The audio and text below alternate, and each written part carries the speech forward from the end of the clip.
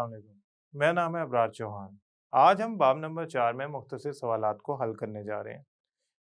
इस लेक्चर्स के मुख्तलिफ हिस्से हैं। ये पहला लेक्चर है। इसमें हम सवाल नंबर 1 से सवाल नंबर 5 तक हल करेंगे।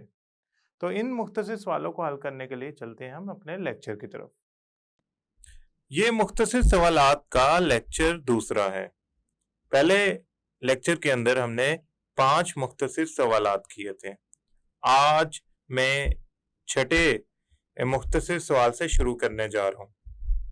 ये सवाल कुछ इस तरह है कि आयनिक कंपाउंड, सॉल्यूशन या पिघली हुई शक्ल को कहते हैं कि आपने उसे मोल्टन या माया की हालत में बदल दिया है।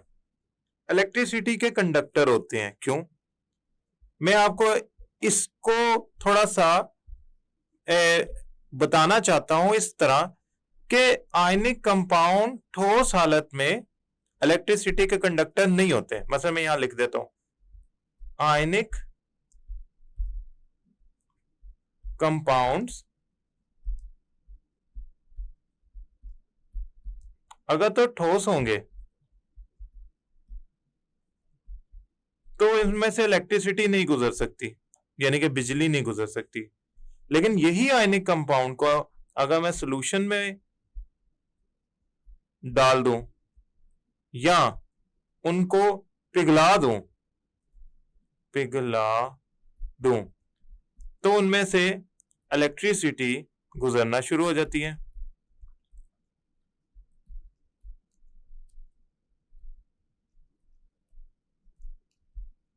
आखिर क्या वजह है? देखिए, इसकी बड़ी सादी सी वजह है। जब आयनिक कंपाउंड्स सॉल्यूशन या पिघली हुई शक्ल में होते हैं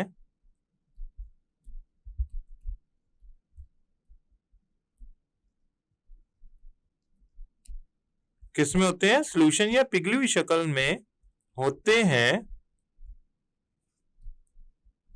तो उनके अंदर मौजूद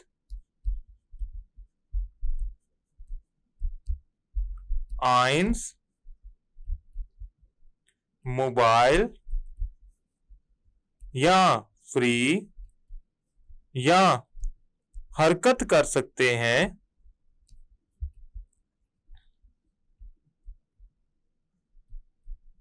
अच्छा, अगर ये हो गया, मतलब उनके अंदर मौजूद आयंस फ्री, मोबाइल या हरकत के काबिल हो गए, तो क्या होगा? फायदा क्या होता है? मीन्स इसका मतलब इसका हमें क्या फायदा है? जब करंट गुजारा जाता है तो ये आयंस मुखालिफ सिमत में, यानी कि पॉजिटिव और नेगेटिव आयन एक दूसरे के मुखालिफ सिमत में हरकत करके या मुखालिफ सिमत में क्या करते हैं? मूव करते हैं, हरकत करते हैं, करंट को गुजारते हैं। अब ये देखें, अब मैं जो आपको समझाने जा रहा हूं फिजिक्स की बात है। ये एक चीज है, ये मिसाल के तौर पे एक सॉल्यूशन है। इसमें ये पॉजिटिव आयन है, ये नेगेटिव आयन है। अगर मैं ये कहूं कि पॉजिटिव आयन इस तरफ जा रहे हैं और नेगेटिव आयन इस तरफ जा रहे हैं, तो इसका मतलब इस सॉल्यूशन में से करंट गुजर रहा है। क्योंकि करंट या इलेक्ट्रिसिटी का मतलब होता है चार्जेस का मूव करना, चार्जेस का हरकत करना, चलना, मूव करना। तो ये तभी हो सकता है जब आयंस या चार्जेस हरकत कर सकते हो। जब आप कंपाउंड या सॉल्यूशन या पिघली हुई शक्ल में लाते हैं ना आयनिक कंपाउंड्स को, तो उनके दरमियान कशिश कम हो जाती है, कमजोर हो जाती है, आयंस जो होते हैं वो हरकत में आने के काबिल हो जाते हैं। फिर आप उनकी हरकत करवा देते हैं, जब करंट गुजरता है तो ये आयन मुखालिफ सिमत में हरकत करना शुरू कर देते हैं, जाना शुरू कर देते हैं और अपने अंदर से करंट को गुजार देते हैं।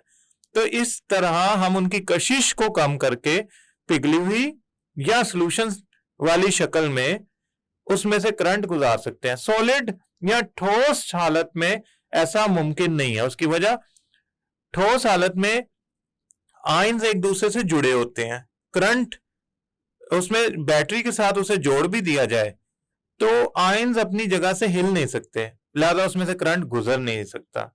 करंट गुजरने के लिए आयनिक कंपाउंड का सॉल्यूशन या पिघली हुई शक्ल में होना जरूरी है। नाइट्रोजन के मॉलिक्यूल में किस किस्म का कोवलेंट बॉन्ड बनता है? अच्छा, नाइट्रोजन का मॉलिक्यूल पहले तो हमें पता होना चाहिए कितने नाइट्रोजन एटमों से मिलकर बना होता है, 2, और उसमें जो कोवलेंट बॉन्ड बनता है वो 3 बनता है। उसकी वजह ये होती है कि नाइट्रोजन का मॉलिक्यूल बनाने के लिए नाइट्रोजन के जो एटम होते हैं, नाइट्रोजन के एटम्स 3 इलेक्ट्रॉन्स का इश्तराक करते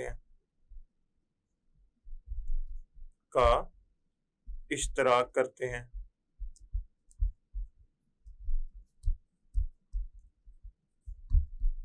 लिहाजा उसमें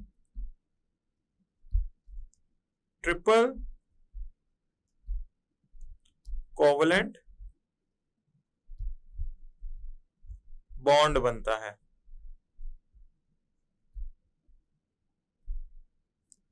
अब एक बात समझें, नाइट्रोजन का एक एटम, उसका सिंबल, और 1 2 3 इलेक्ट्रॉन और ये 2 इलेक्ट्रॉन, ये हो गए 5 इलेक्ट्रॉन। नाइट्रोजन के वैलेंस शेल में होते हैं 5 इलेक्ट्रॉन। कितनों की कमी है? आप कहेंगे 3 इलेक्ट्रॉन की कमी है ऑक्टेट रूल पूरा करने के लिए। इसके सामने एक और नाइट्रोजन का एटम बनाता हूं, ये ले नाइट्रोजन का सिंबल और ये उसके 3 और ये उसके 2, टोटल 5 इलेक्ट्रॉन क्रॉस से शो किए। ये बन गई 2 लीविस स्ट्रक्चर डायग्राम। अब होगा क्या, एक नाइट्रोजन अपना ये इलेक्ट्रॉन देगा, एक नाइट्रोजन अपना क्रॉस वाला ब्लू वाला इलेक्ट्रॉन देगा, नीले वाला। ये आपस में मिलकर बॉन्ड बना लेंगे 1, नीचे वाले मिलकर बना लेंगे 2, उससे नीचे वाले मिलकर बना लेंगे 3। तो नाइट्रोजन एक एटम 3 इलेक्ट्रॉन दे रहा है, दूसरा एटम 3 इलेक्ट्रॉन दे रहा है। अब ये शेयर ही क्यों कर रहे हैं? उसकी वजह ये है कि दोनों इलेक्ट्रॉन नेगेटिव एलिमेंट्स हैं, और मैं पहले बता चुका हूं कि इलेक्ट्रोनेगेटिव एलिमेंट्स आपस में इलेक्ट्रॉन शेयर करते हैं, इश्तराक करते हैं, वो इलेक्ट्रॉन देते नहीं है। उसका रिजल्ट या उसका नतीजा क्या निकलता है? उसका नतीजा ये निकलता है कि नाइट्रोजन और नाइट्रोजन में कोवलेंट बॉन्ड बनता है, और चूंकि उनको 3 की इलेक्ट्रॉन की जरूरत होती है, यानी कि 8 पूरे करने के लिए हर नाइट्रोजन एटम को 3 इलेक्ट्रॉन की जरूरत होती है, लिहाजा वो 3 इलेक्ट्रॉन ही शेयर करता है। जितनी जरूरत है ना उतने उसने शेयर करने हैं। नाइट्रोजन एक, ये उसका लोन पेयर, ये दूसरा नाइट्रोजन, ये उसका लोन पेयर, और ये दरमियान में जो इलेक्ट्रॉन शेयर हुए हैं मैं उनको सुर्ख रंग से बना रहा हूं, यानी कि 3 बॉन्ड कोवलेंट। अब गौर से देखें, मैं आपको समझाता हूं। इस नाइट्रोजन को लग रहा है कि उसके इर्द गिर्द 8 इलेक्ट्रॉन आ गए हैं। गौर से देखें, नीले वाले नाइट्रोजन को लग रहा है उसके इर्द गिर्द भी 8 इलेक्ट्रॉन आ गया, 2 अपने, 3 बल्कि 5 अपने और 3 जो शेयर करके आए हैं। लिहाजा इस तरह दोनों को लगता है कि हमारे पास 8-8 इलेक्ट्रॉन आ गए हैं, हालांकि उन्होंने इलेक्ट्रॉन का इश्तराक किया हुआ है। इस नतीजे में उनमें ट्रिपल कोवलेंट बॉन्ड बनता है, क्योंकि उनको 3 बॉन्ड्स की जरूरत होती है ऑक्टेट रूल पूरा करने के लिए। लिहाजा नाइट्रोजन का मॉलिक्यूल में ट्रिपल कोवलेंट बॉन्ड होता है, क्योंकि वो 3 इलेक्ट्रॉन ही शेयर करता है अपने ऑक्टेट रूल को पूरा करने के लिए। अब हम चलते हैं अगले मुख्तसर सवाल की तरफ। अब ये बहुत ही अहम मुख्तसर सवाल है जो बोर्ड के लिहाज से बहुत ही अहम है। इसमें पूछा जा रहा है लोन पेयर और बॉन्ड पेयर में क्या फर्क है। सबसे पहले तो हम चलते हैं बॉन्ड पेयर की तरफ। बॉन्ड पेयर देखें, है ये जोड़ा किसका? इलेक्ट्रॉन का। लेकिन ये ऐसे इलेक्ट्रॉन्स का जोड़ा है जो बॉन्ड बनाने में इस्तेमाल होता है। ऐसे इलेक्ट्रॉन्स का जोड़ा जो बॉन्ड बनाने में इस्तेमाल होता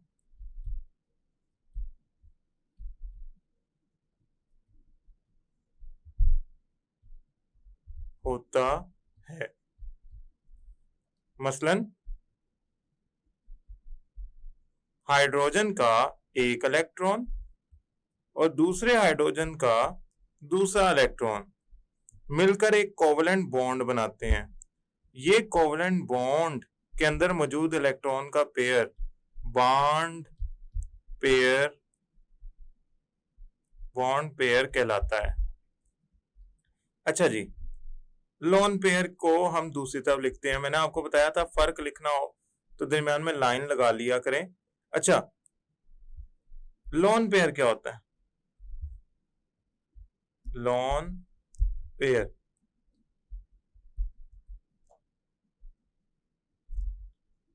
ऐसे इलेक्ट्रॉन्स का जोड़ा जो बॉन्ड बनाने में हिस्सा ना ले।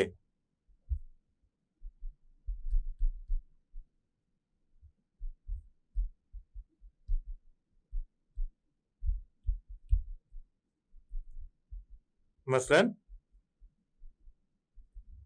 नाइट्रोजन हाइड्रोजन, 3 हाइड्रोजन से मिलकर अमोनिया बनाता है। उसमें होता यूं है कि नाइट्रोजन जो होता है ना, वो 3 बॉन्ड बना रहा होता है हाइड्रोजन से और उसके वैलेंस शेल के 3 इलेक्ट्रॉन बॉन्ड बनाने में हिस्सा ले रहे होते हैं, 2 हिस्सा नहीं ले रहे होते। उन 2 इलेक्ट्रॉन्स को हम लोन पेयर कहते हैं। लोन पेयर होता ये भी जोड़ा है इलेक्ट्रॉन का, लेकिन ये बॉन्ड बनाने में हिस्सा नहीं लेता। जबकि बॉन्ड पेयर भी इलेक्ट्रॉन का ही जोड़ा होता है, मगर ये बॉन्ड बनाने में हिस्सा लेता है, कोवलेंट बॉन्ड। लिहाजा अगर किसी एटम का जो इलेक्ट्रॉन है वो बॉन्डिंग में हिस्सा ले ले, बॉन्ड बनाने में हिस्सा ले ले, तो बॉन्ड पेयर कहलाएगा। अगर बॉन्ड बनाने में हिस्सा ना ले तो हम उसे लोन पेयर कहेंगे। हाँ, लोन पेयर बाद में बॉन्ड बनाने के बाद, यानी कोवलेंट बॉन्ड बनने के बाद अगर एक मॉलिक्यूल आपके सामने पड़ा हुआ है लोन पेयर वाला, तो वो लोन पेयर हो सकता है हाइड्रोजन बॉन्डिंग में अपना किरदार अदा करे, कोऑर्डिनेट कोवलेंट बॉन्ड बनाने में किरदार अदा करे, मगर अभी जो मॉलिक्यूल आपके पास अभी मौजूद है, यानी कि अमोनिया NH3, इसने चूंकि अभी किसी और से बाकायदा इलेक्ट्रॉन्स लोन पेयर को नहीं दिया, लिहाजा अभी इसको हम यही कहेंगे कि ये बॉन्डिंग में हिस्सा नहीं ले रहा। तो वैलेंस शेल के ऐसे इलेक्ट्रॉन्स या वैलेंस शेल के ऐसे इलेक्ट्रॉन्स का जोड़ा जो बॉन्ड बनाने में हिस्सा ना ले, लोन पेयर कहलाता है। अब हम चलते हैं अगले मुख्तसर सवाल की तरफ। अब हमारा सवाल है कि कोवलेंट बॉन्ड बनने के लिए दरकार कम से कम 2 जरूरी शरायत बयान करें। देखिए, हमसे पूछा जा रहा है कि वो कौन सी शरायत हैं जिन पे अगर कोई पूरा उतरे एटम्स तो वो कोवलेंट बॉन्ड बनाते हैं। पहली तो शर्त ये है कि एटम्स जो हैं वो इलेक्ट्रोनेगेटिव होने चाहिए। एटम्स को इलेक्ट्रोनेगेटिव होना चाहिए, ठीक है, इलेक्ट्रोनेगेटिव होना चाहिए। देखें, इसकी मिसाल है मसलन ग्रुप 15, 16, 17 के एलिमेंट्स, ये जो है ना, या एटम्स, ये जो है ना, ये इलेक्ट्रोनेगेटिव है। लिहाजा अगर ये आपस में बॉन्ड बनाएंगे तो कोवलेंट बनाएंगे।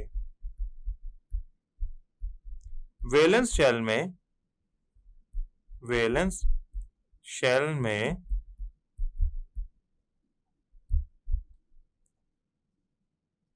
5, 6 या 7, ठीक है, इलेक्ट्रॉन्स का होना जरूरी है।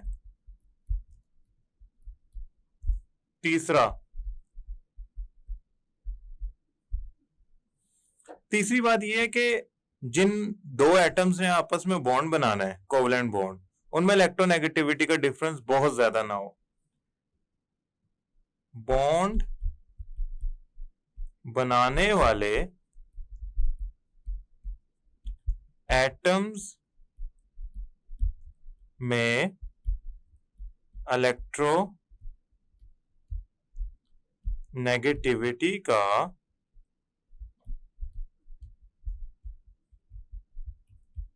फर्क ज्यादा ना हो। ये अगर हो गया ना तो आपका कोवेलेंट बॉन्ड ही बनेगा। मिसाल के तौर पे नाइट्रोजन और ऑक्सीजन मिलकर नाइट्रोजन ऑक्साइड बनाते हैं। नाइट्रोजन ग्रुप नंबर 15 का एटम है, ऑक्सीजन ग्रुप नंबर 16 का एटम है। ये नाइट्रोजन के वैलेंस शेल में होते हैं कितने इलेक्ट्रॉन? 5। ऑक्सीजन के वैलेंस शेल में होते हैं 6 इलेक्ट्रॉन। तो पहली दो कंडीशंस या शरायत तो पूरी हो गई। तीसरी शर्त क्या है? इनमें इलेक्ट्रोनेगेटिविटी का डिफरेंस कम हो।